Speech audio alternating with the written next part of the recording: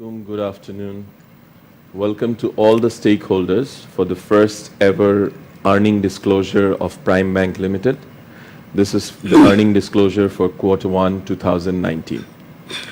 It's been an immense pleasure and privilege for me to be presenting in front of you, along with my colleagues from Prime Bank family, the first time ever, the earning disclosure that we are doing for Q1 2019. Before we dive into the financial performance of 2019, the Q1 2019, I'd like to take you all back a little behind, say about a couple of years from now. Many of you would recall that when we started talking about the journey of transformation for Prime Bank Limited, this was during the year 2015. We talked about a lot of initiatives being taken and how the bank was performing and what were the imperatives that we had in mind, what were the strategic intents we had, and where we want to be. By the grace of Almighty, as well as with the help and blessings of all the stakeholders, it's a pleasure again for me to announce that year 2018 had been a major turnaround point for Prime Bank Limited. And that was all because of the hard work and relentless support from all the members of Prime Bank family they put in all together for last few years. Most of you would recall that we undertook a major transformation back in 2015, both in terms of our business process as well as in terms of our operating model of the bank. And with regards to those, we changed the business dynamics or the way we operate our business to a greater extent. We created the wholesale banking platform at that point of time, having the relationships being further strengthened with the then corporate banking relationships that we had. Under the wholesale banking platform, we created two streams of relationship team. One being the corporate and institutional banking, looking after the large corporates, as well as the SOEs and NBFIs and other relationships. And we also concentrated and created a specialized segment called Commercial Banking Division, looking after the mid-market. Having 140 odd number of branches at that point of time, it was a major strength for Prime Bank to cater to the needs of the mid-market segment prevailing in the country. And we were the first local bank to begin with a product segment called transaction banking, who were basically giving a support to these two relationship arms, both in terms of cash and trade products. After 3 full years of operation with this new business structure or the new business model, we have started reaping the benefits from the last year. 2018, the financial results, as you all are aware, has been strongly positive for the bank. And as we all know, that 2018 had been a challenging year for all of us in the banking industry. Despite that, our core business in 2018 grew significantly. Our PAT numbers grew by 133% over the numbers of 2017. And that tells you how strongly the bank operated. And the best thing that happened for us in 2018 is that our core business revenue from each business segment grew significantly, and that helped the bank to grow very positively and give or deliver this result.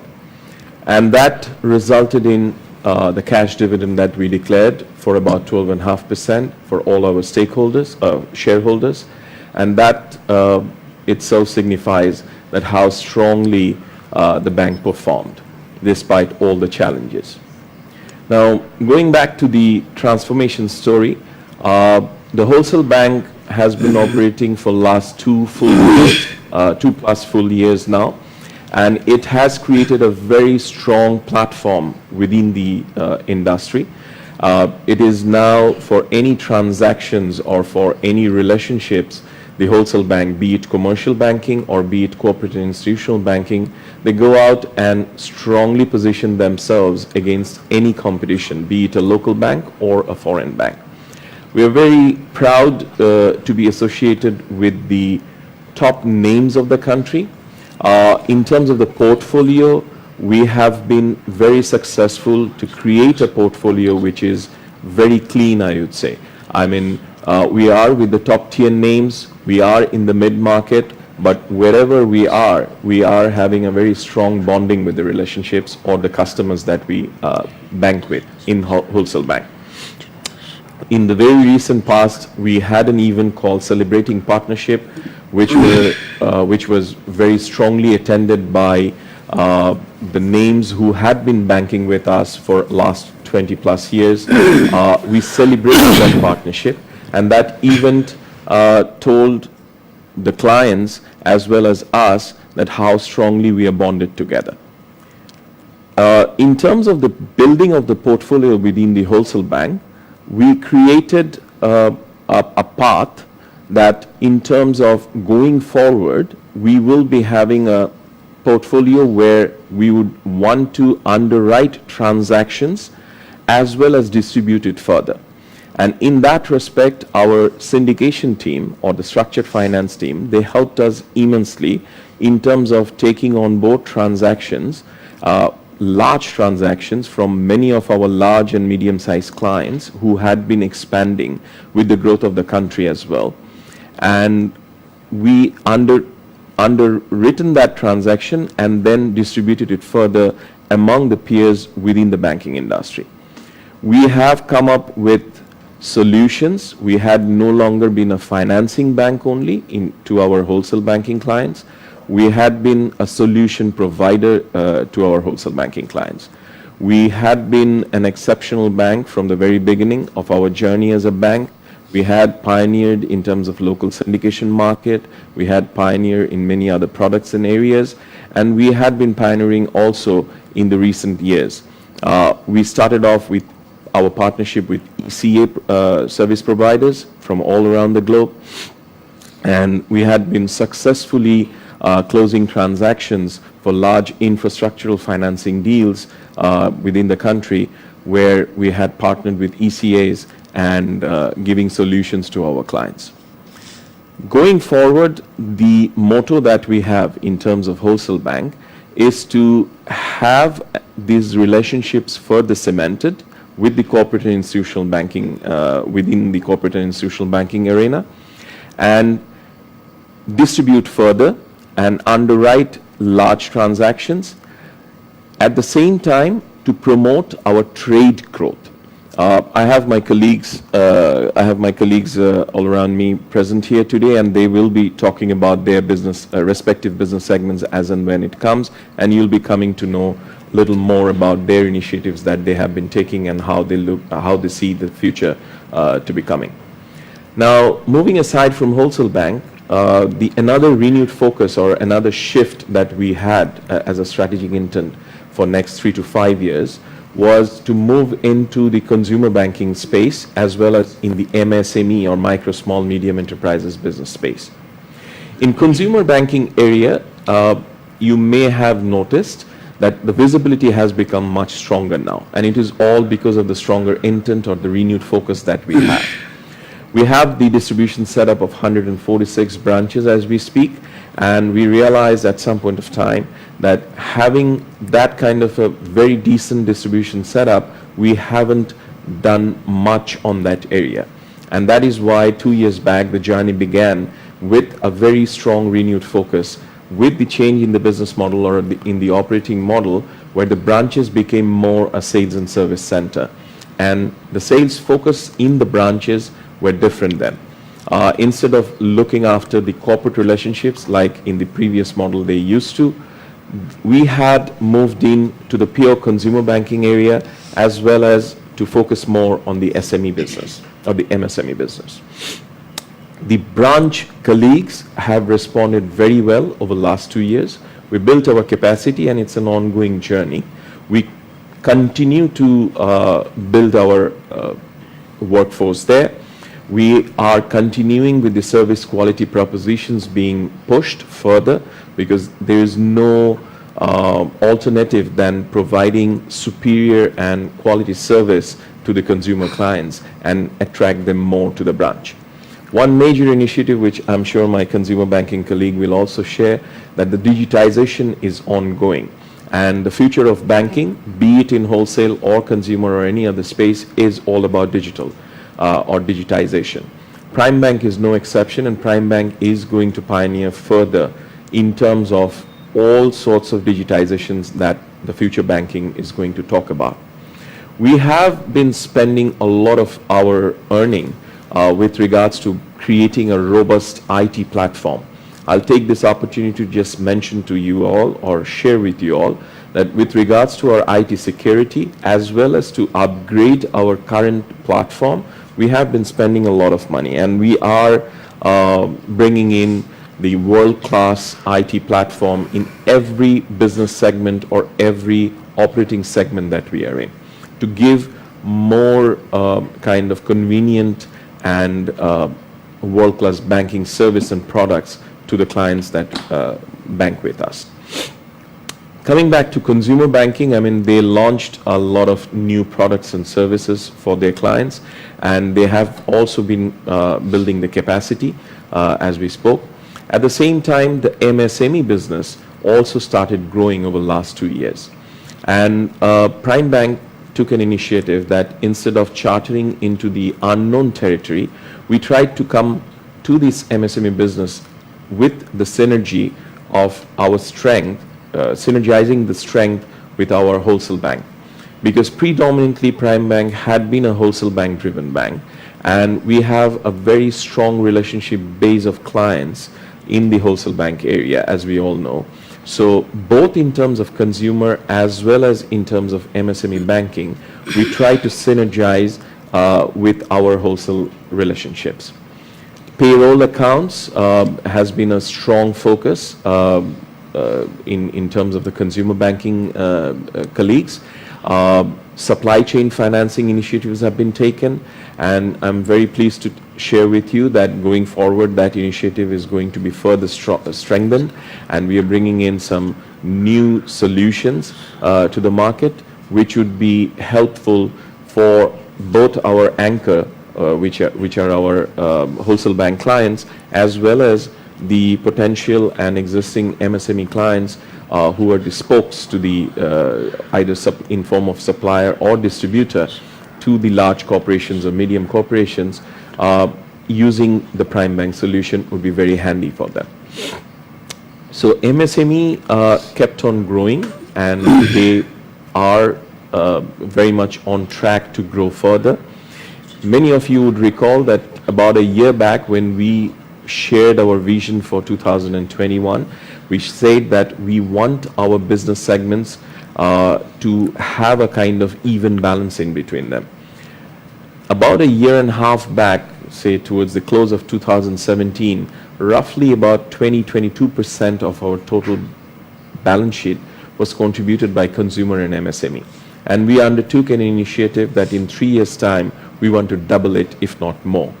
And we are very much in track, and the consumer banking and MSME has been growing steadily, and we look forward to their steady growth, and we want to see them in about 3 to 5 years' time sharing minimum 50% of the bank's balance sheet. So while we grew our wholesale bank consistently or steadily, as well as the consumer and MSME business, our supporting units, like within the wholesale bank, the Treasury team had been supporting very strongly. And that also, mind you, in an environment where the liquidity, both in terms of taka as well as in terms of dollar, had been on a tighter side for last about 12 months. And going forward, the projection, as the industry pundits are saying, is that it is going to remain the same. And the best thing, which my colleague sitting next to me, the Chief Financial Officer, would be talking in detail as and when he makes the presentation further on the numbers, that Prime Bank has been very successful over the last 12 plus months in managing our balance sheet very strongly and optimizing on the strength and covering on the weaknesses.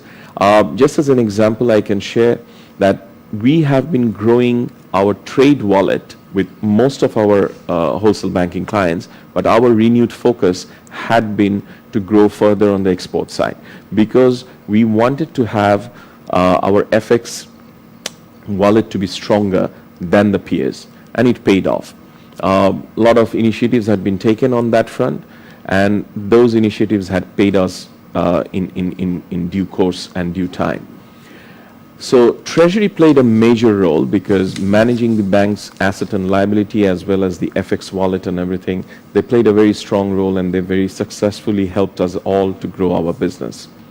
At the same time, another very strong area for us was with regards to the recovery of our non-performing loan portfolio or the toxic asset that we have. And the results, as it has been evident, and it will be shared with you shortly by my colleagues, that we have been successful to reduce our exposure with regards to non-performing loan, and it is on the improving trend. Where the market is struggling, the rest of the banking industry is struggling with a very high number of NPL. Prime Bank has been able to reduce that number, and it has been possible by the relentless support from the special asset management team, the members within that team, as well as the members of the total or the whole Prime Bank family, because there have been only two focus that we have had over the last 12 months. Having a steady business growth, obviously, but not at the cost of expanding further or increasing our non-performing loan. And rather, each and every member of Prime Bank family had been focused to go out and put in their best of the effort to go and get the money back, whichever has gone toxic before. At the same time, liability base to be strengthened or creating more and more of low cost or CASA deposits had been the strongest focus area or focal point for all the business segments across, as well as for anybody working even not within a business segment. And it has been a buzzword within the bank that we need to create a liability base and we need to look for more and more sources. And we ran a number of campaigns within the bank where we have seen colleagues from the support function areas even contributing significantly with regards to raising liabilities for the bank. So altogether, it has been a very successful 12 months of 2018. And the best thing which I would request the Chief Financial Officer now to share with you is the Q1 results, and those were really praiseworthy. So let's hear it from him. Thank you so much, Rahul bhai, and my colleagues here. Before starting going to the numbers, I would like to start with forward-looking statements. This is nothing but a generic kind of disclaimer from bank's part. And I believe that viewers is gonna read it out before making any investment decisions based on today's earnings disclosure. As this is the first earnings disclosure, what Rahul bhai has said already, I would like to shade on group structure a little bit. Basically, Prime Bank started its humble journey in the year 1995, and this bank has now 5 subsidiary companies, 2 local subsidiary companies and 3 overseas subsidiary companies. And all these 5 subsidiary companies is basically wholly owned subsidiary of Prime Bank Limited. Local subsidiaries includes Prime Bank Investment Limited, Prime Bank Investment Limited is basically a full-fledged merchant bank operating in Bangladesh. And Prime Bank Securities Limited is another wholly owned subsidiary company of Prime Bank Limited. This securities company is basically stakeholder and member of both the bourses of the country, Dhaka Stock Exchange and Chittagong Stock Exchange. Among the overseas subsidiaries, we have Prime Exchange Company Private Limited, Singapore. We have Prime Exchange UK Limited and PBL Finance Hong Kong Limited. Prime Bank's business includes both conventional banking as well as Islamic banking. We see that in Bangladesh there are lots of opportunity to grow on these Islamic banking segments. In addition to this, we have offshore banking operations also. Prime Bank Limited is not only very much focused on commercial venture. These banks truly believes that we need to do something for the society of this country. And that's why this bank is actively involved in CSR activities. And Prime Bank Foundation is basically a CSR wing of Prime Bank Limited. This Prime Bank Foundation is actively working on some critical sector of the country, health sector, education sector, and sports. On health sector, we have Prime Bank Eye Hospital, established in 2012, and we have Prime College of Nursing.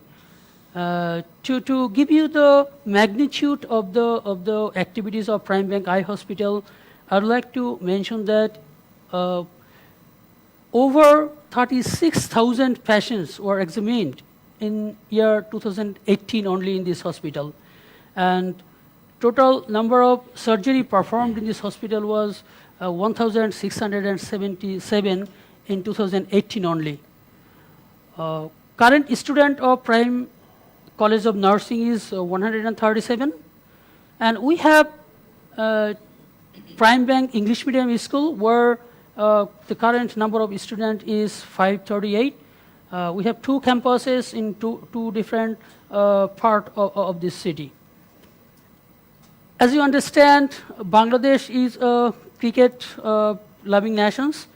So Prime Bank is a proud sponsor of the largest cricket tournament in the country, which is Prime Bank National School Cricket Tournament. We have a team who plays in Bangladesh Cricket League, and I think we got champion in consecutive 2 years, 2018 and 2019. Apart from this, Prime Bank Limited has some education support program where this foundation provides scholarship for underprivileged but meritorious students. I'm going to start with some recent regulatory changes. Very recently, you must have seen that a circular has come in the month of April 21st, 2019, regarding loan classification and provisioning. And 2 major impacts of this new circular is basically, as per the new circular, the definition of the default borrower has been changed. Previously, the default period was 6 months. Now that 6 months has been extended to 12 months equivalent EMI. So we think that these changes will make a little bit difficult for bank to in their recovery initiatives. The other impact of this new circular is the bank may require less debt charge in the short term. On the second thing, in the month of February, a new circular has come from central bank, policy for offshore banking operation of the banks in Bangladesh. And 2 major impacts of this circular we see is now CRR and SLR to be maintained for OBU liabilities, which was not the case before. Plus, as per the new circular, or by this new circular, banks' exposure to OBU has been limited to 20% of banks' regulatory capital. And the other part, you all know that government changed the ADR requirement, and the deadline was March 2019, which has been deferred to September 2019. Now, I'm going to touch the financial results of the bank, Q1 2019 versus Q1 2018. Firstly, the solo performance, and then we'll be talking something about consolidated performance.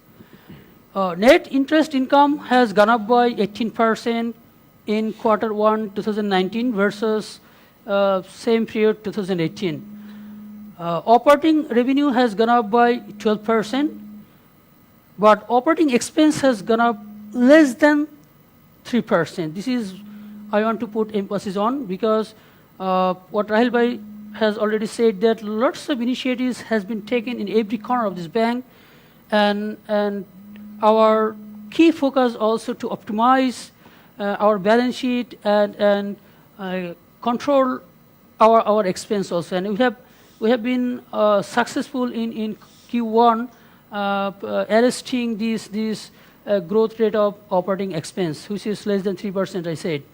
And this initiative, I believe that will continue. Wherever we'll get the opportunity, we'll control our expenses. Operating profit Q1 2019 was 139 crore versus 109 crore in Q1 2018, which represent a 28% growth. Total provision is 43 crore versus 22 crore last year. See, we are cleaning our books. That's the overall strategy. We don't want to keep anything under the carpet. Whatever impairment is there in our book, we want to clean it. That's why you're seeing we made provision in this quarter, which is 94% more than Q1 2018. Profit before tax is 96 crore versus 86 crore last year, and provision for tax is 53 crore versus 50 crore last year, which also registered 6% growth. So net profit after tax, or NPAT, has grown by 18% in Q1 2019 versus Q1 2018. On consolidated side, I'll not take much time because there's no significant changes in PAT on consolidations. As we said, is that we have 5 subsidiary companies, and total profit of these companies is less than 1 crore in Q1 2019. It is loss actually, and this loss is because you'll be saying that in Prime Bank Securities Limited, what I have done is whatever unrealized loss we had, we made 100% provision in Q1 2019 because we want to start with a clean book. So that's why in consolidated PAT it is 42 crore versus 35 crore last year, which represents 20% growth. If I may just, yeah, please. if you just allow, if I may just stress on one point which you mentioned in the earlier slide for the solo financial results of the bank. If you can just go back to that slide, yeah. You were talking about the provision numbers. I just want to add one line to what you mentioned.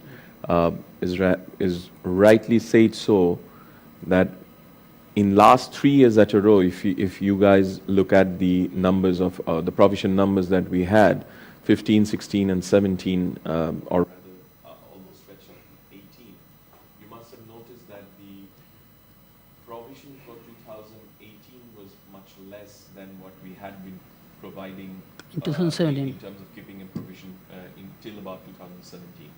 So 3 years at a row, 15, 16, 17, we had very strong provision amount being kept, and that was very much praised by all the stakeholders as well. Reason being, as Habib just mentioned, is that we wanted to, with the support of the board as well, it was a conscious decision taken to make the most out of it and clean the book as much as possible.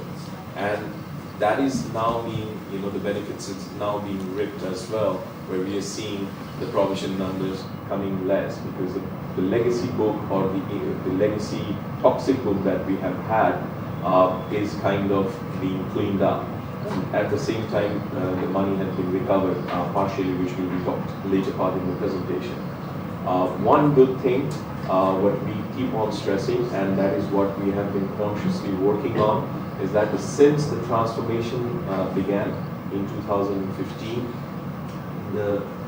the new book that we have been building, when we say new means the incremental book of the exposure on the asset side, that we had been taking since 2015, say October onwards, nothing has yet, a very insignificant number of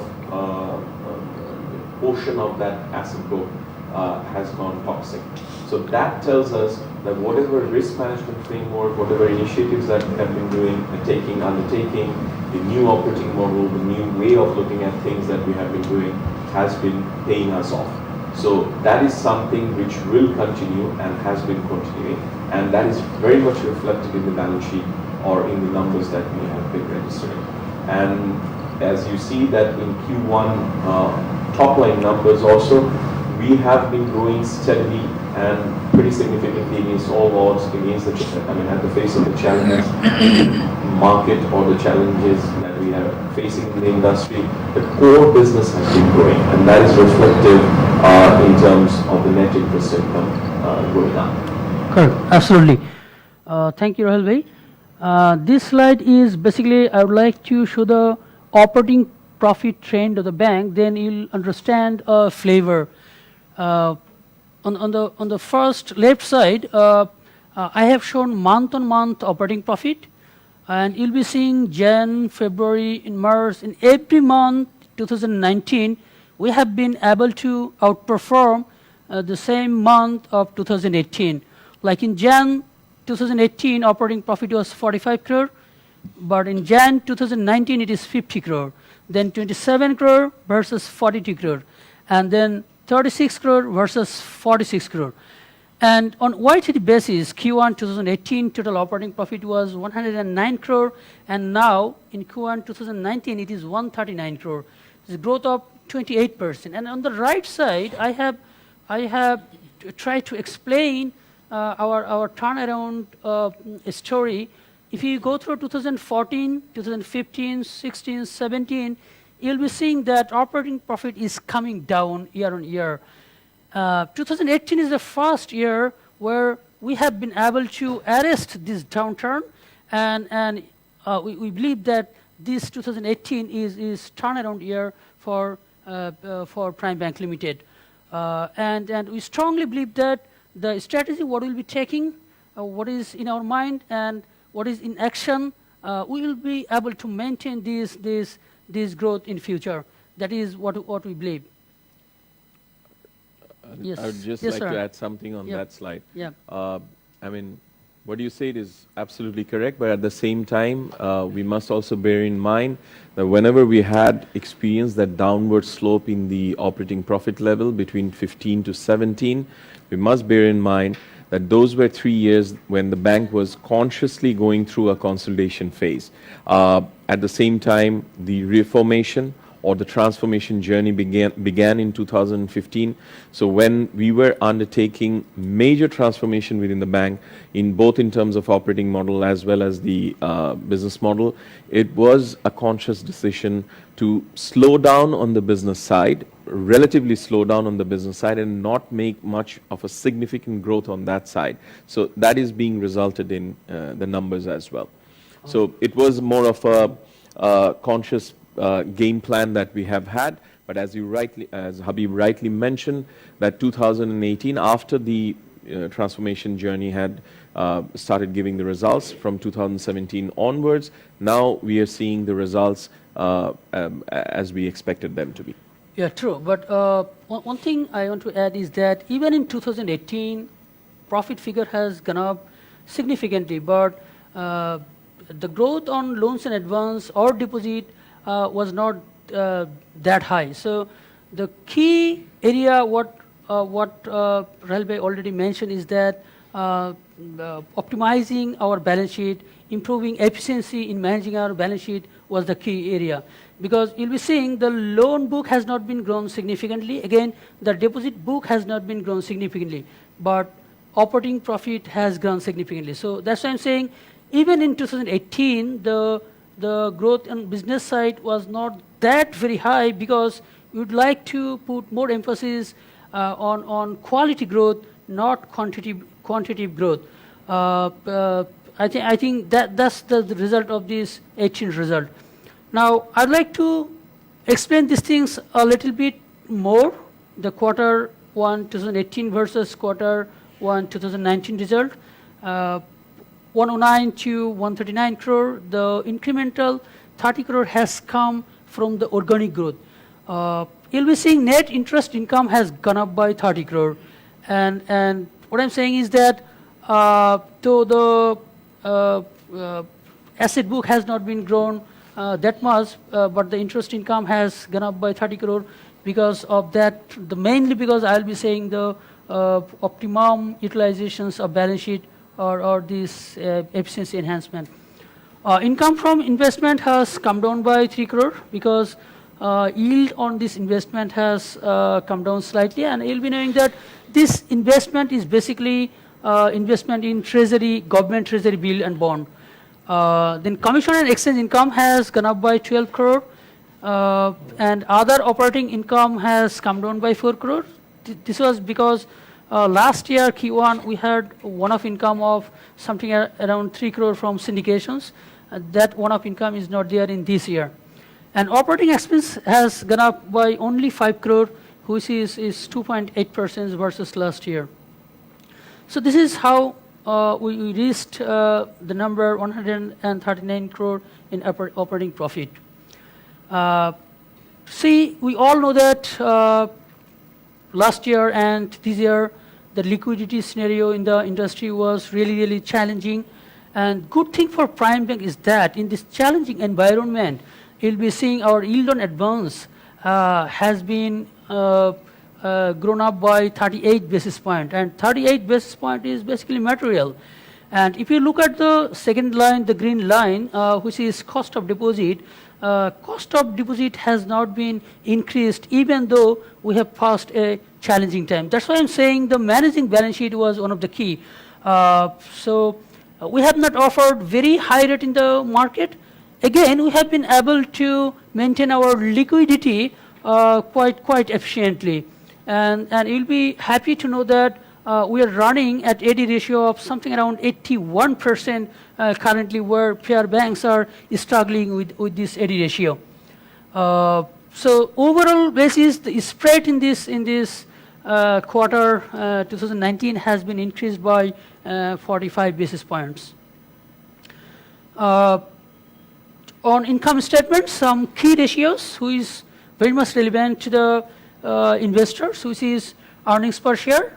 Earnings per share in Q1 2019 has been increased by 18% EPS. Return on equity has increased by 12%, and return on asset has increased by 8%. And current NAV is 23.50, which is 6% growth we see. And cost income ratio has been improved by 9%. It has come down. It was 62.6% last year. What I said is that we have started optimizing our operating expense, and this is the result of that. It has improved by 9%. Can I just, Yep. if I may just add in there, Yeah. is with regards to the cost reduction initiatives and stuff, while I mentioned that we are very significantly focused on digitizing all the initiatives or all the products and services as much as possible. One major initiative has been taken within the bank over the last 1 year now is to re-engineer the business processes that we currently have. I mean, what we are doing is we are re-looking at all the business processes that we have within the bank and going by each processes and looking at, with the change of the time and with the change of the scenario and with the need of the clients, how more efficiently that process can be re-engineered and how much of it can be digitized.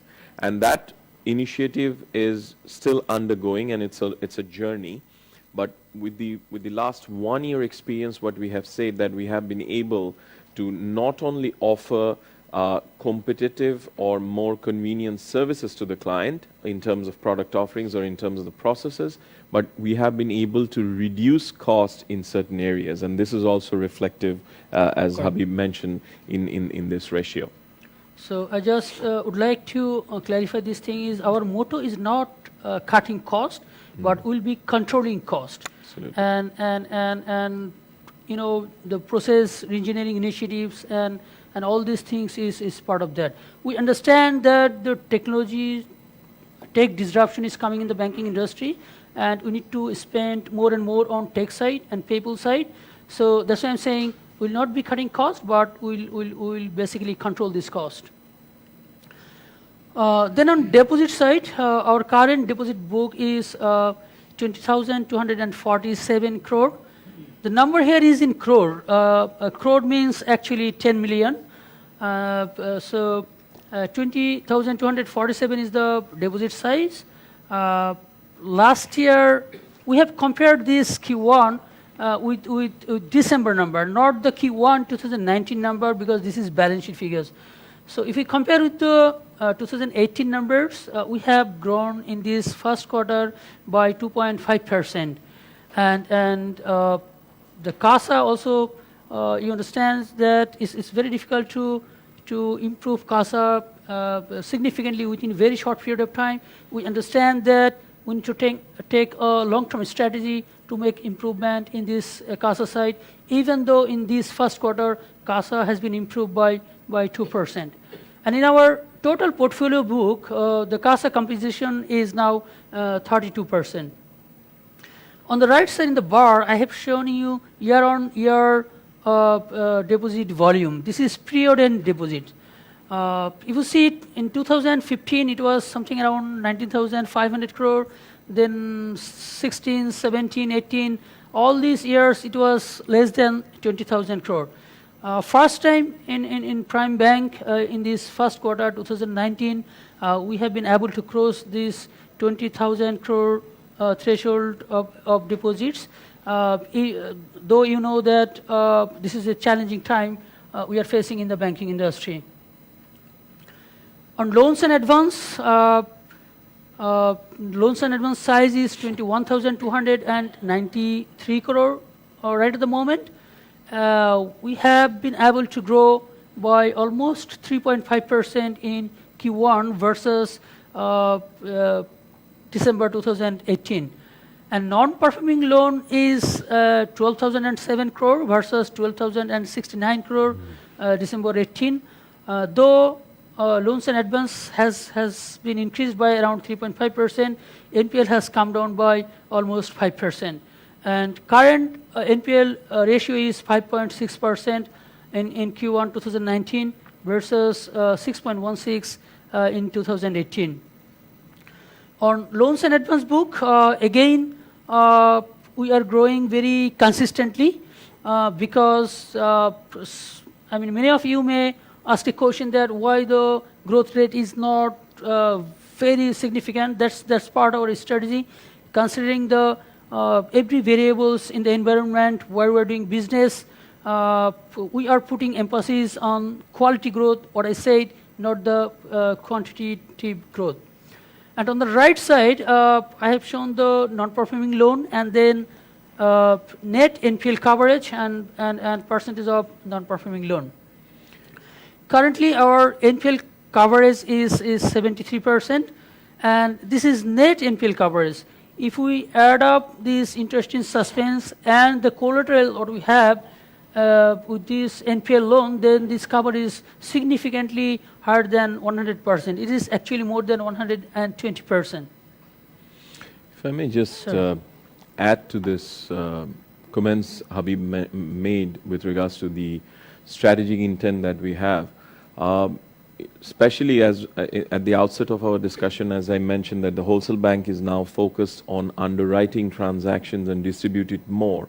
At the same time, the mantra has been given, or the mantra that has gone into the our colleagues of wholesale bank is that unless a transaction makes sense, or unless a transaction makes sense in terms of financial profitability, a minimum threshold is being met, we don't undertake that transaction.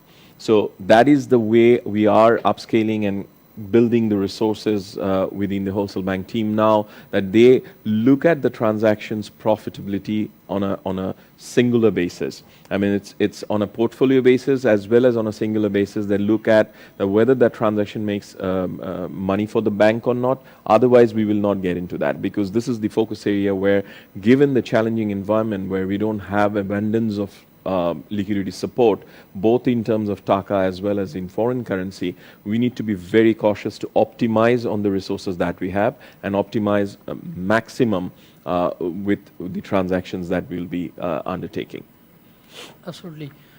On return of loan size, I have added this slide because for Prime Bank, the total return of loan size is more than 2,400 crore.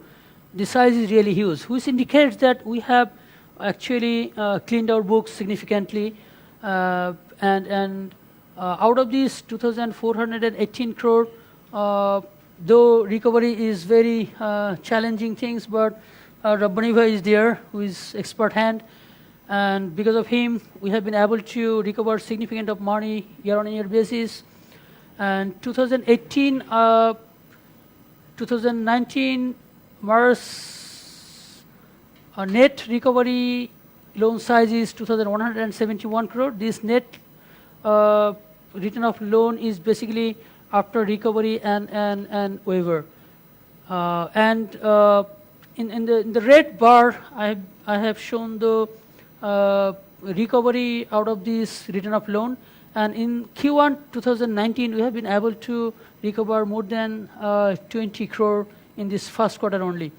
We are expecting that some significant amount should come in this year and in 2019. And this is one of the key area we are really focusing on, because as the size of return of loan is huge, and if we can bring back, recover some money, then it will directly hit our P&L account. So we are building capacity and giving kind of highest effort on this side. Since we are at it, we are talking about the impaired assets and the recovery process of it. I would request my colleague from Special Asset Management, our Deputy Managing Director, Mr. Rabbani, who looks after that, to make some comments on that. Assalamualaikum. Actually, Assalamualaikum.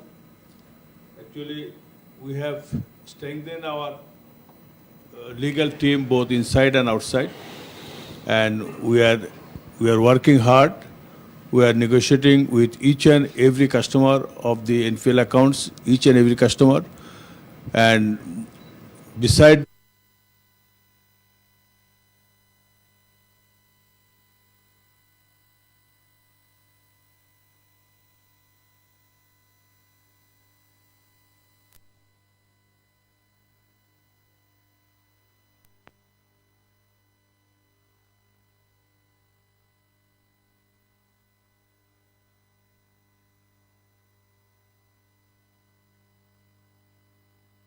we are preparing to negotiate with the customer, and we are getting the result.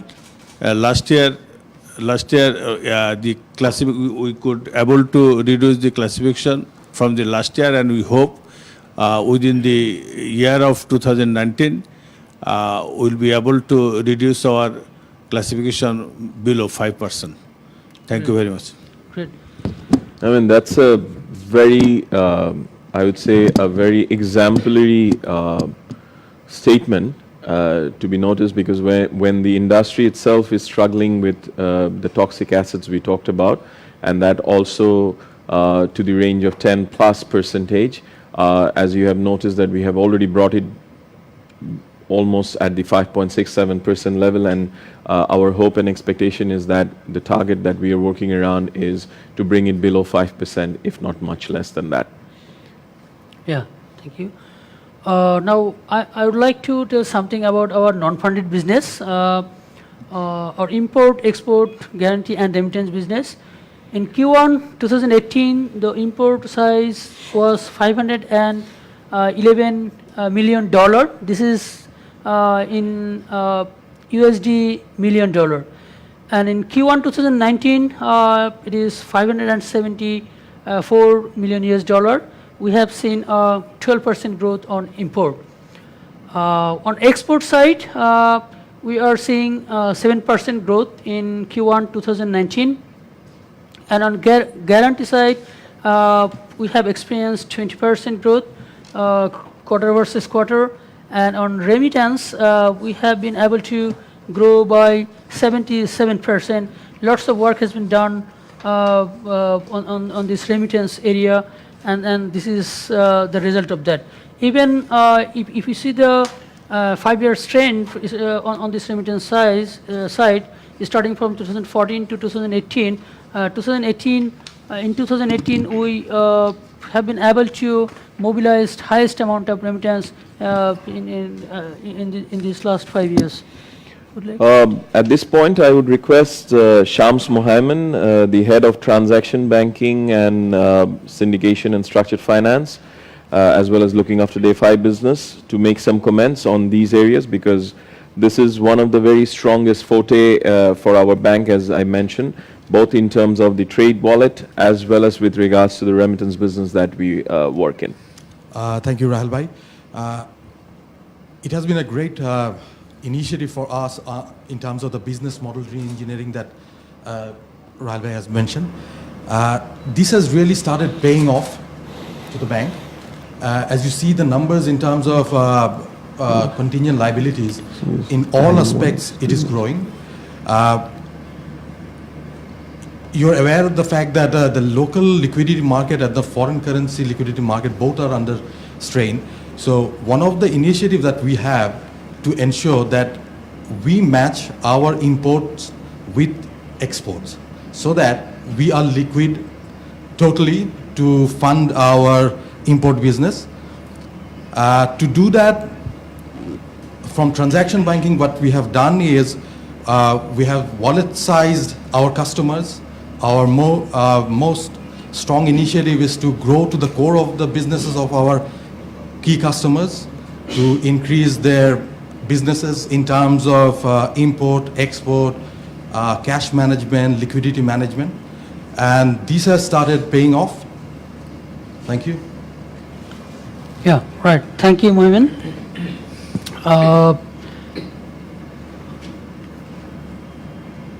It's not getting chance. Yeah. So on capital side, this is very important slide. Happily, I can tell you that our current CRAR is 17.14%, which is highest among our peer banks. Last year in 2018 it was 17.04%, and in 2017 it was 14%. And out of this 17.14%, our Tier 1 capital is almost 11%. And as you know, the requirement of total CAR as per Basel III is 12.5% starting from 2019. This indicates that our capital base is really strong, and we have plenty of room to grow our loan book. Now I think we can talk something about this segment. Or you can just mention about the numbers. And then CNIB. Okay, so now I'll tell something about our segmental numbers. We have corporate and institutional banking. Loan book has been grown by around 5% in Q1 2019 versus December 2018. Deposit book has grown by 8% in Q1 2019 versus 2018. Import has gone up by 21%, and export has gone up by around 14%. And just to add to the business performance of corporate and institutional banking, which is the significant most provider with regards to the balance sheet numbers for the bank, historically been, what we have seen is that what I mentioned earlier, as well as that the wallet sizing, which Shams also mentioned with regards to the transaction banking purview, is that the wallet sizing has been the key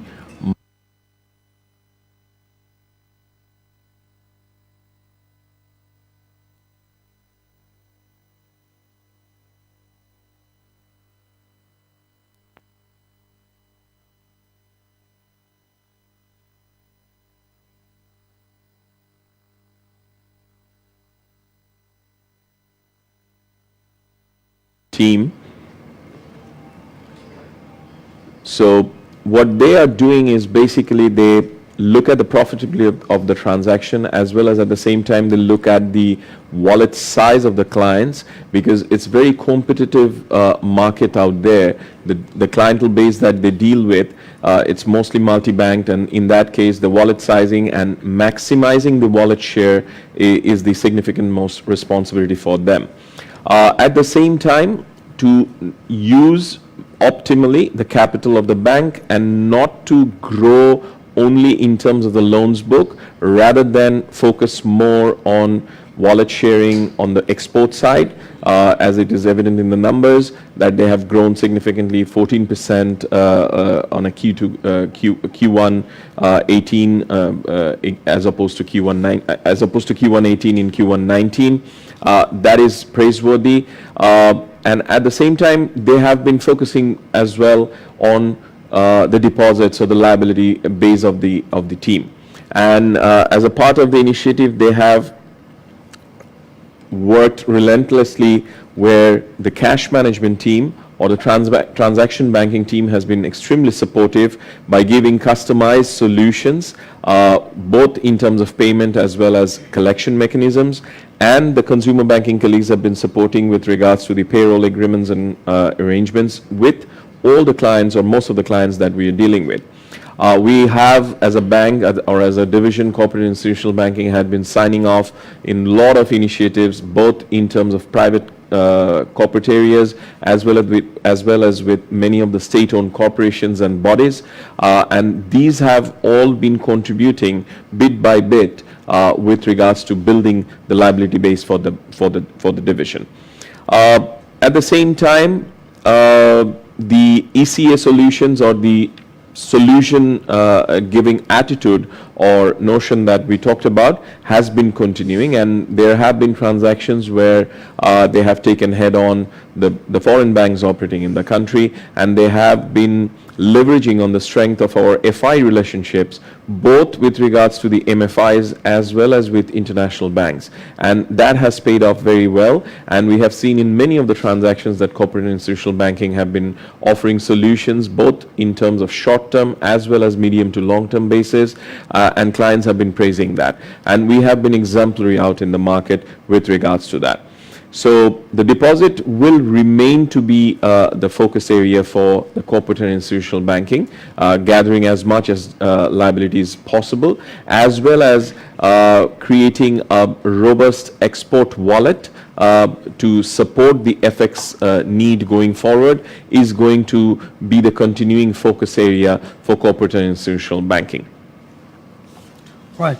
So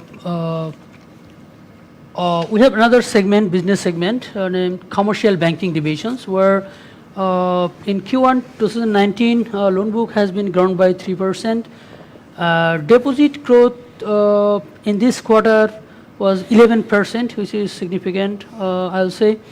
And on import side, quarter on quarter in Q1 19, import has gone up by around 4%, and on export side, we have been able to grow by 5%. So in all these loan, deposits, import and exports, in all this area, CBD has positive growth versus Q1 and versus last year. At this point, I would request my colleague from Commercial Banking Division, the Deputy Managing Director of the bank, Mr. Adil Alam Khan, to make some comments on the initiatives and the performance. Thank you. The Managing Director already told as part of wholesale banking how it is growing. So basically, commercial banking is focusing on mid-market and basically mid-market corporate clients, and the portfolio diversification and also third sector. And basically the main objective of the wholesale banking is the quality credit and for sustainable growth, in fact. And also doing sustainable deposit also, and new product development and relationship for new banking relationship. Basically, we are trying to, our RMs are trying to build new banking relationships so that there is this high scope and huge scope in this market, mid-market.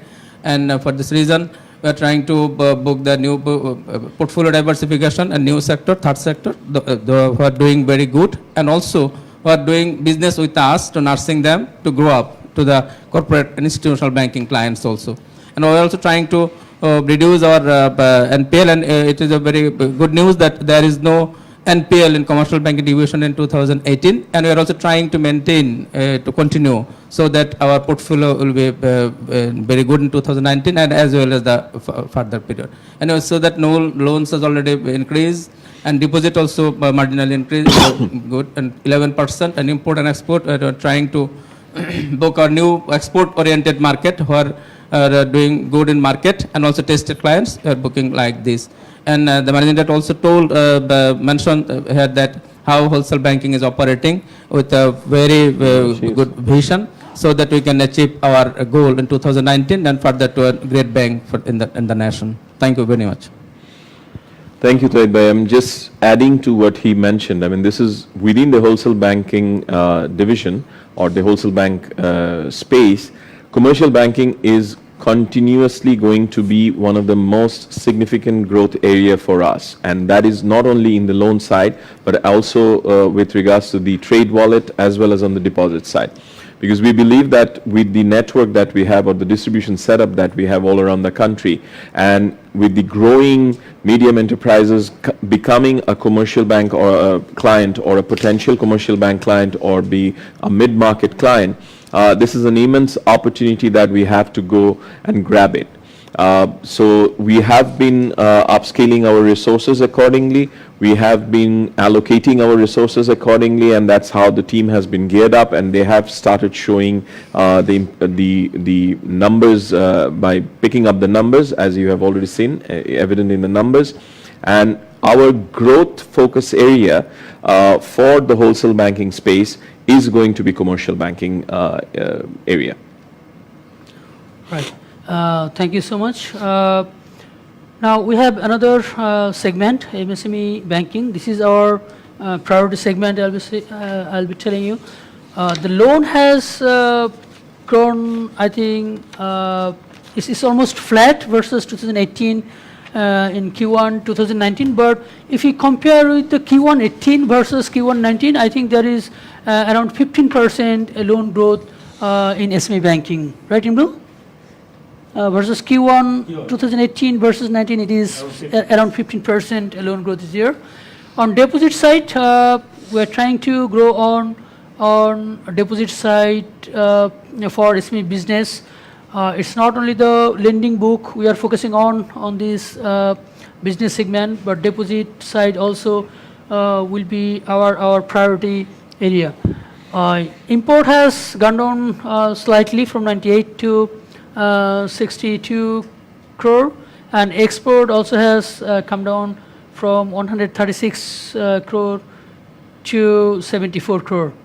I would just, before I request my colleague from MSME to make some comments, I would just give a preface to what the initiatives have been taken in this area. I mean, mind you, it's only been 2 years back, as I told you at the outset of the conversation, that we started focusing significantly on the MSME side. But the business numbers, as you may see, has not yet been translated as we expect it to be. The reason behind that is that instead of going out and just join the bandwagon and go out and do the quantitative growth, what we did, we tried to lay down the process and framework first, and that is where we focused more over the last 24 months.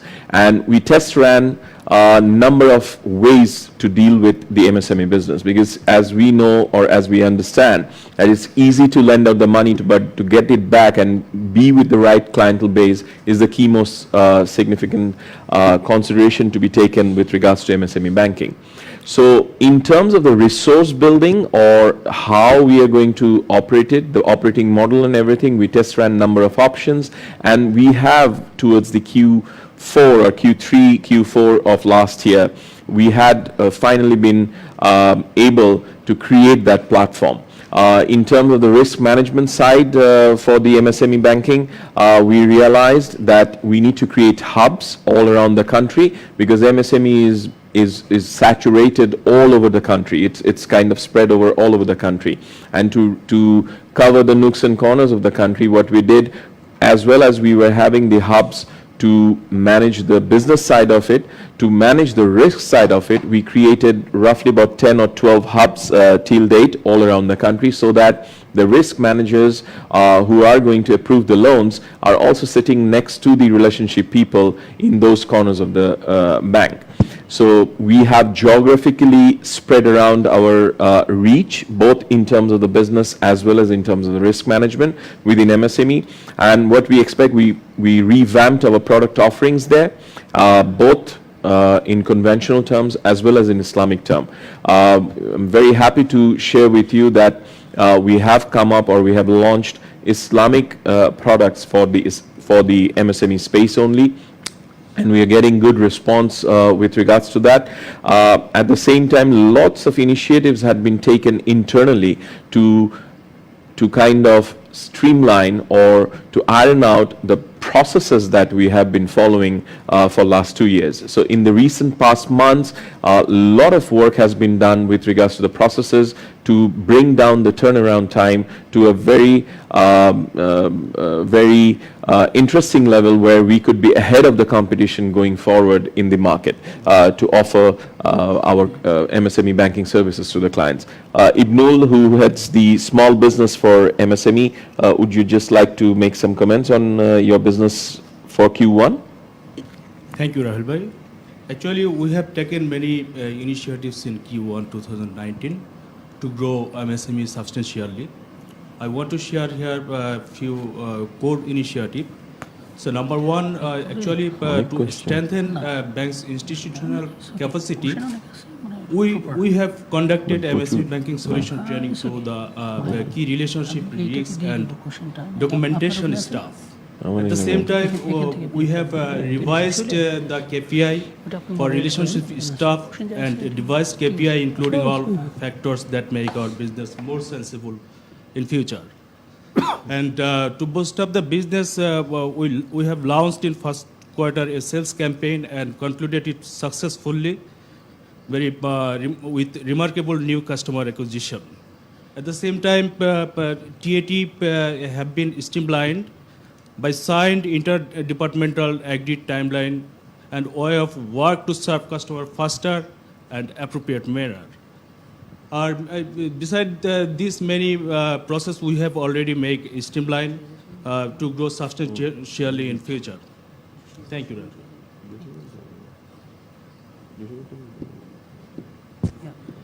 So, thank you so much, Ibnul. Let's go into the next slide, is consumer banking. The one good thing in the consumer banking on this deposit side is like the cost of deposit, which has been decreased from 6.26% to 5.55%, 5.55% in this challenging environment. A loan book is almost at the same level. I think if you request Mr. Mahfouz Ahmed to tell something about his business. Sure, thank you, Habib bhai. Since the numbers has been shared already, let me highlight few of the initiatives or the journey or the strategic intents that we have taken so far in Q1. As we know, the world is literally in our fingertips in today's era of smartphone and tablets. We are passing through a time when we can book a flight or a hotel, or get a ride, or order a food from our handheld digital devices. Understanding the shifting landscape of today's competitive world, we are also updating the way we offer banking service to our valued customer. To be an active part of this digital transformation, Prime Bank has recently created the country's first ever digital account opening platform through a product called Prime DG, which allows our valued customer to open account using digital platform and perform cashless transaction through various digital devices. Prime DG has successfully bridged the gap between the customer and the bank by integrating the convenience of digital access for opening and operating a bank account where time and place is not a constraint anymore. So far, the response has been phenomenal. The young urban population has already applied in the first week of its launch. More than 1,000 young population has applied through this platform to open accounts with Prime Bank. As it has been repeatedly said, we have strategically given focus on bringing in fresh fund, particularly low-cost deposit, which we call CASA, into our consumer banking portfolio. We are proud to share that within only 4 years of operation, the Monarch portfolio, which is the priority banking portfolio of Prime Bank, has reached its 1,000 crore milestone. Monarch team has already been able to further increase the portfolio by 18 crore in Q1 2019. The customer value proposition has further been enhanced through 56 new major corporate alliances with different partners for specialized privileges for Monarch customers.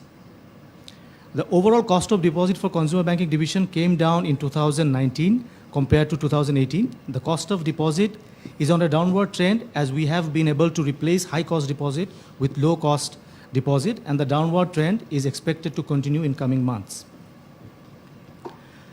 In the asset side, we have disbursed significantly higher amount of consumer banking asset in Q1 compared to that of 2018 December. Out of the total disbursed volume, 60% of the portfolio was mainly from personal loan or given to the payroll customers, and 35 to 40% was home loan. In terms of credit card, we have recently started restructuring of card business by providing special attention to the Credit Card Alliance program to increase the overall usage of cards. As a part of strengthening the card portfolio, we have launched Prime JCB Platinum Card in March 2019, the first bank in Bangladesh. With host of benefits and support from JCB, the card is expected to make positive impact on the card business. In terms of branch banking, we are transforming our branch banking operation with increased focus on better customer service, productivity, efficiency, and cost control. In terms of alternate delivery channel, we are transforming the alternate delivery touch points by increasing the number of ATMs, shifting our low usage ATMs to a better or high traffic locations. We are bringing in new ATM machines with advanced features, and gradually we are going to replace all of our old ATMs with new ones. We are also constantly increasing the features of our internet banking platform called Altitude and bringing in state-of-the-art features for our customers. Hope these initiatives will continue and we will be able to generate better results in coming days. Thank you. Thank you, Mahfouz. I mean, just to make a little comment on both MSME, which I already mentioned, and on the consumer side, I mean, this is one major focus area that we have been reiterating, the consumer banking to build scale and leverage on the distribution setup that we have. A lot of service initiatives are being taken currently, which would be reflected or which would be evident going forward by the consumers or by our clientele base. A lot of product initiatives are being taken. Mahfouz just mentioned about the first digital savings account being launched in the country. We call it Prime DG. That had a very good response that we have experienced in first couple of months.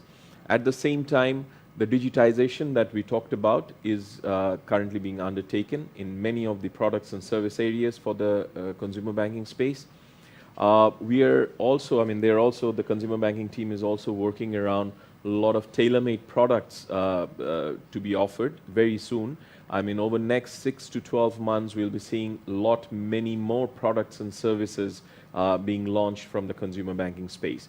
One major area that we are working on is kind of getting out of the typical brick and mortar branch concept that we have been operating, because what we understand that going forward the branches are going to be more of a smaller size relatively, given the dynamics of the consumer banking changing, or per se given the dynamics of the banking changing.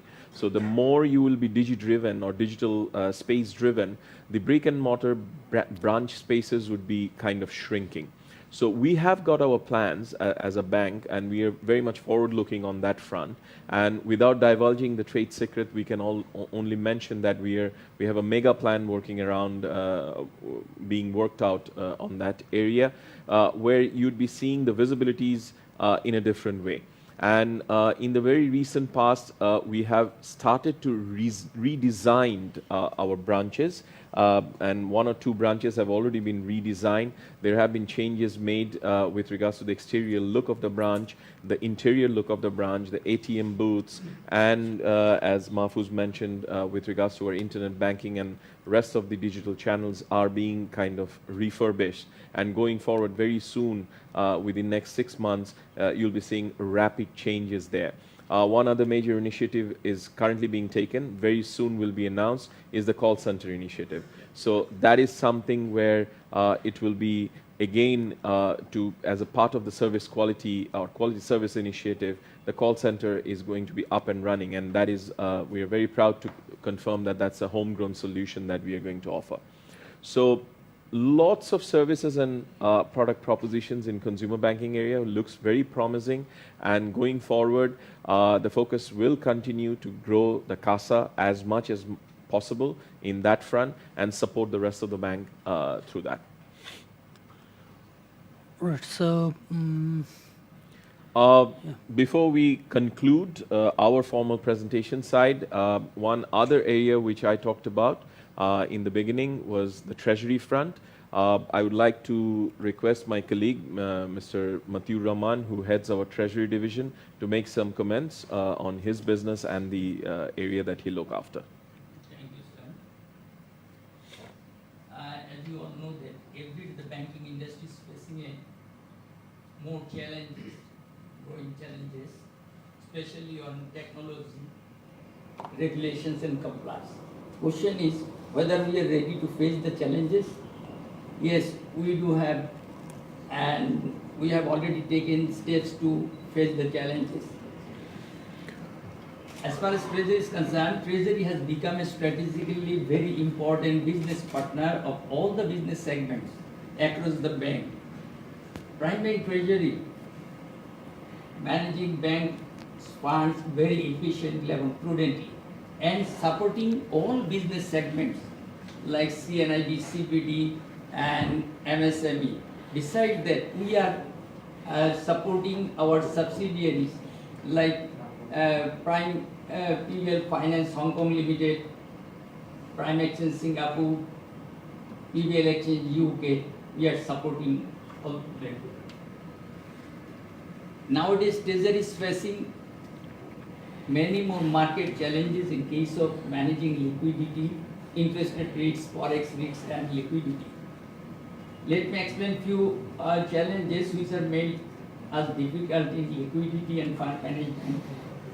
As you all know that I think which is the hindrance of this fund management in the banks, like more deposit growth compared to the more loan growth compared to the deposit growth. And you know that BB has already injected more funds in the interbank market, especially to settlement of foreign exchange, LCs.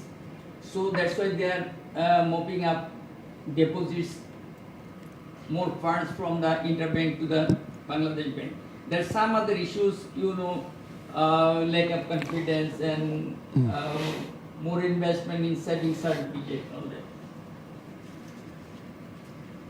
Despite all over the last couple of years, Prime Bank Treasury has been performing excellently well.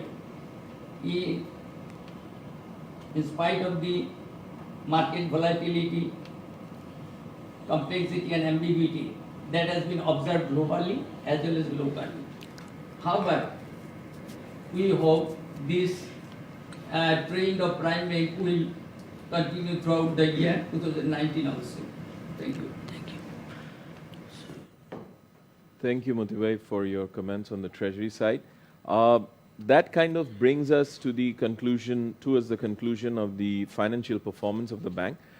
Just as a closing remark before we get into the question and answer session, we have already received some of the questions from various ends, and we'll get into that. I would just like to summarize on the performance of the bank once again. It has been exemplary performance against all odds, as we have been trying to explain over the last 12 plus months now. 2018 was the kind of launching pad for us, as Habib mentioned, being a turnaround for the bank. And these are the results of all the initiatives that have been in play for the last couple of years. More of initiatives, more of products, more of services, more of hard work is being put in. Efforts are being put in by all the members of the Prime Bank family under the guidance of the Honorable Board of the bank. And we all are trying to make a very strong bank or continue to be a very strong bank where we are not looking at, as Habib mentioned, we are not looking at the quantitative number growth rather than qualitative, sustainable, superior growth to continue going forward and keep on benefiting our all stakeholders in every way possible.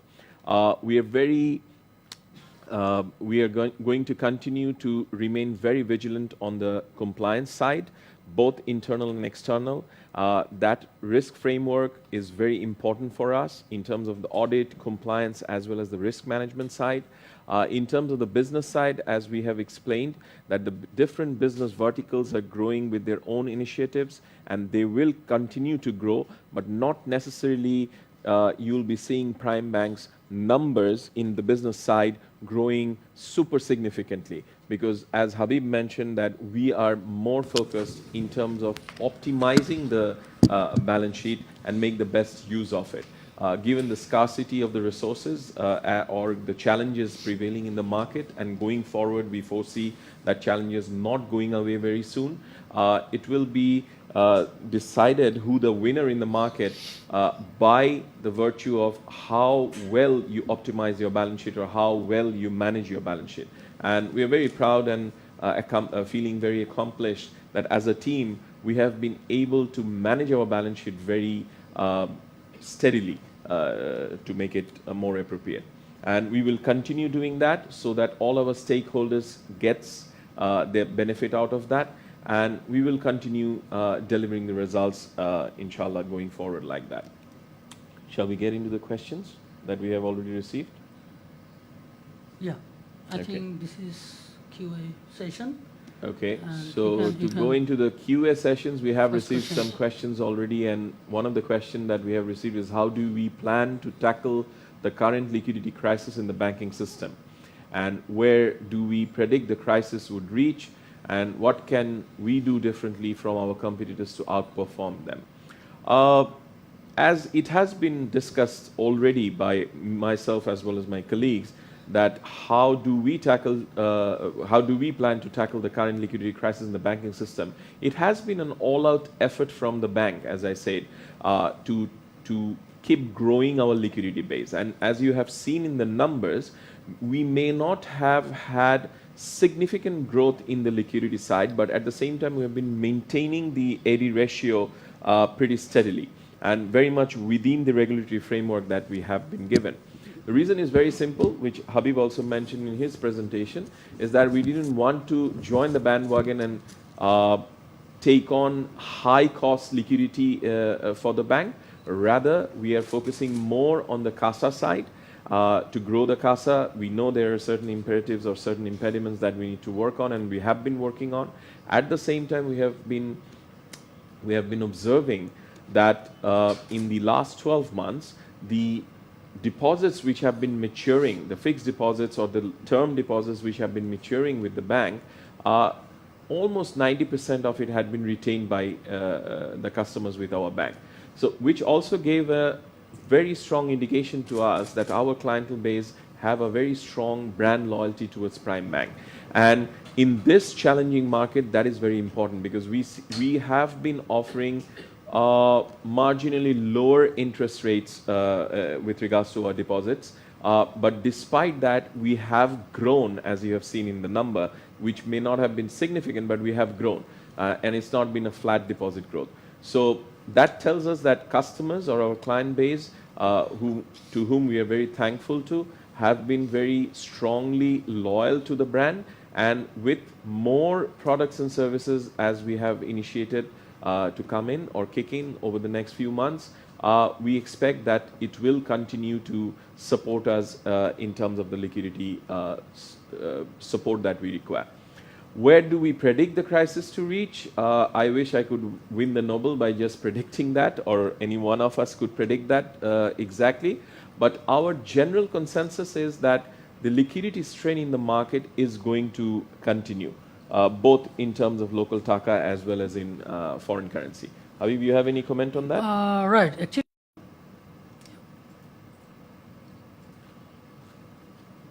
Okay. Third question. I think we have covered the second question also. Third question, would you want to take that? Yeah. Third question is, you declared cash while the capital base has not been so strong. Was it be more prudent if you retain cash? To answer your question, I think the information here is not that correct. We have CRAR of more than 17%, 17.14% in Q1 2019, and Prime Bank's capital base is one of the strongest in the industry. If you compare with the peer bank's capital base, is far below comparing with what Prime Bank has today. And we are actually proud of our capital base right at the moment. And we have very specific focus and plan and strategy how we can maintain this capital base moving forward. Yep. Thank you. The other question that we have received, another question is the non-performing loan of Bismillah Group been fully provisioned and written off? Before written off, Any specific question? before written off any accounts, we need to build up 100% provision as per guideline of Bangladesh Bank. So before written off, the 100% provision was built up, and thereafter the account was written off. Okay. Moreover, you know, only the bank, the Prime Bank, the Bismillah loan is covered by tangible collaterals. And we got the decree in the court, and we are now going to enforce the collaterals to recover the loan. Thank you. Thank you, Rabbani Bhai. The next question that we have is, what is our plan regarding the brokerage and merchant bank, the brokerage house and the merchant bank, and do we have plan to invest more in human capital of our brokerage firm? Habib, who sits in the boards Okay. of those two companies, would you make a comment on that? Yeah. Firstly, what I would like to say is that both these subsidiaries is very important for the group, for Prime Bank Group, and we will be prioritize our focus on these two subsidiaries because we strongly believe that in Bangladesh market, maybe this capital market is not that efficient, and for a smart investor, this is a good market to make money. So I personally believe that we'll be not only we will be investing in human capital, not only in brokerage house but also in merchant bank, and not human capital only, on some other system, and we'll be building more capacity in system and human capital both. Thank you.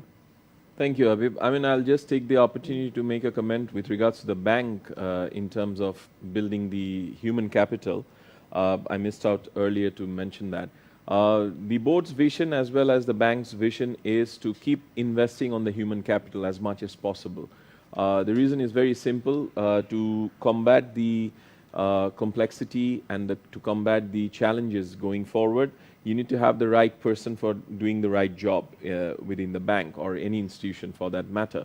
And we have been very successful in blending the experience with the youth force within the bank or within the human capital as well.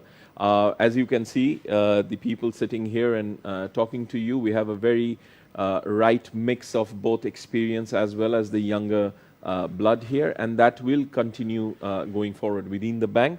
And we want to continue to invest for the right resources and the strategic resources in terms of hiring for the right positions or the right need that we may be having going forward. And that is going to continue. Correct. The other question that has come in is, given the current dynamics of Treasury bond market, what do we think would benefit from current scenario? Would you like to, Moti Bhai, would you like to make a comment on that?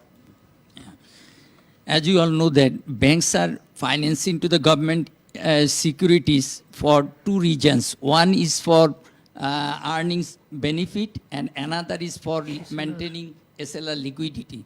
So it's not mandatory to buy government securities. If you feel it will be profitable for you, okay, you can go. Otherwise, not. Next. Next question, what is the ADR? What's the ADR of conventional banking segment? The current ADR, as Habib mentioned in his presentation, is 81.37. 81.37%. That's the current most ADR On the 90. conventional banking segment that we have, as opposed to the regulatory requirement of 83.5. Yeah. So we are very much well within that and operating very comfortably. Can you shed some light on cost to income ratio? I believe you already touched on that. Yeah, just to repeat that, our cost income ratio in Q1 2018 was 62.6%, and in Q1 2019 it has come down to 56.99%. So we have been able to improve by 9% on this cost income ratio, and we strongly believe that moving forward we will make some further improvement in this area. Thank you. Thank you. The next question is, how much delinquency do we expect from the clients after the change in NPL classification tenure? And how frequently can we reprice our loan book? Do we face any problem in loan repricing under the current money market scenario, since majority of its book is corporate focused? To begin with, how much delinquency do we expect from the clients after the change in NPL classification tenure? Our feeling is that we don't want to see any kind of change or any kind of further delinquency, to be very honest, because it has any change would have its impact. But as a part of our continuous risk management process, we will continue to manage our risk or manage our asset book just as we had been doing in the previous scenario as well. So no matter whatever changes, our internal mechanisms will always remain as strong to keep on overviewing or keep on very closely watching the changes in the business nature or any terms of risk deterioration that may take place, and arrest the situation right then and there. So the internal risk management framework for the bank continues to be the same. So we don't see much of a change coming in there.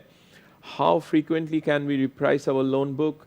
I mean, it is a market-driven thing. It's a demand and supply situation, and at the same time, we have some regulatory restrictions as well. So we will continue to operate within those and do the needful as and when deemed appropriate. And if we are going to face any problem with regards to the loan repricing under the current money market scenario, since majority of the book is corporate focused, if I have understood the question correctly, that whether it is going to give us the enough room to reprice our loan because our books are more corporate focused, right, you are, and that is the reason why our shift in strategy had started just about a year back, as I mentioned, is to grow more on the consumer and MSME side, where relatively the margins are higher. And that is one of the reasons why we wanted to grow further on that, and that focus is going to continue, so that our reliance or heavy reliance, which has been there historically as a bank on the corporate side or on the wholesale side, is going to reduce. The next question, do we plan to keep loan and deposit growth in single digit, and when should we expect Prime to grow fast again? I'm going to reiterate on the statements that me, Habib, and my colleagues have been making. It's not a single digit or a double digit growth that we are looking at. We are going to grow sustainably. We are going to grow steadily. The focus that we have is more on the bottom line than on the top line. Obviously, top line is going to have an impact on the bottom line, but we want to remain very vigilant on the market, its dynamics, the challenges going forward is going to be there. And we don't want to join the bandwagon and just grow numbers and then suffer in the longer term or in the medium term even. Perfect. So for last 12 to 15 months, the way we have been operating, where our top line had been growing, where the PAT or the operating profit had been growing very much in the double digit, we will continue to do that. If that is possible by growing our loan and deposit growth in single digit, we will continue to do that.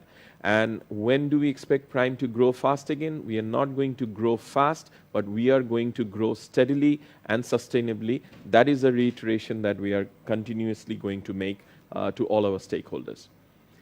The other question that has come in, what will be the drivers of ROE improvement in the future? Habib, would you want to take that? I think we'll be able to improve this return on equity in the future. Two components is, one is the key drivers, as you understand. On return side, again, we'll be vigilant on the market, and we'll be improving efficiency in every corner of the bank. We'll be optimizing our balance sheet, and we'll be controlling cost, and obviously through recovery process. And I think the capacity we are building on this recovery area will give us some edges. And as you know that we have cleaned our books significantly in the past. So moving forward, I think the PAT will go up. So these are the components which will be improving. And the other components is equity side. As you have seen that in the last year, we have declared cash dividends. So I think